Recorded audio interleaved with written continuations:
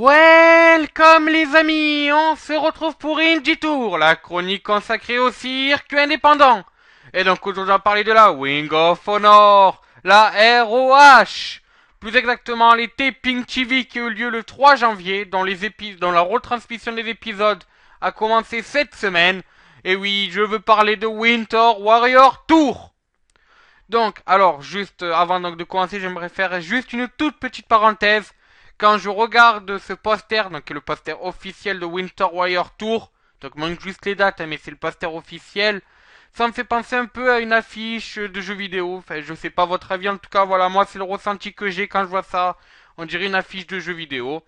Bref, donc passons au show quand même si c'est vrai, les jeux vidéo ont un rapport avec Wrestling Foot Game. Mais là, on parle bien sûr de catch. Donc on va continuer avec le catch. Et donc on va parler du premier épisode de Winter Warrior Tour.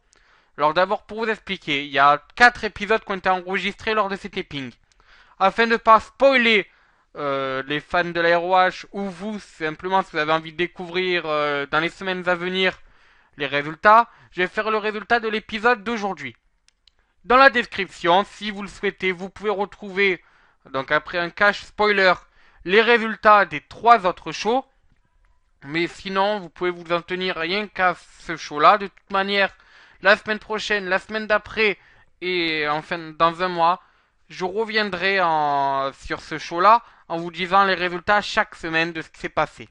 Voilà, donc passons donc au résultat du show du 10 janvier. Et en match d'ouverture à nu, Mark Briscoe, et oui, Chicken, comme on le surnomme à la ROH, qui a affronté Mr. ROH, Roderick Strong. Et c'est Roderick Strong, qui a gagné après sa prise donc de finition, une sorte de backbreaker. Enfin, on a eu le premier match pour le Top Prospect Tournament. Et dans le Round 1 de ce tournoi, on a eu Will Ferrara, qui a battu Jay Diesel, le représentant de Book of Tooth.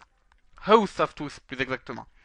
Et enfin, pour finir, on a eu un main event de fou, vu que Tommaso Ciampa, qui plutôt dans le show avait été réintroduit, a eu un match pour être challenger numéro 1 contre Hanson, qui avait gagné le match d'ouverture à Final Battle, et bien sûr, Michael Hagen, qui avait battu Tommaso Ciampa à Final Battle, justement, on s'en rappelle. Et donc on va justement même parler de ce match-là, un match 5 étoiles.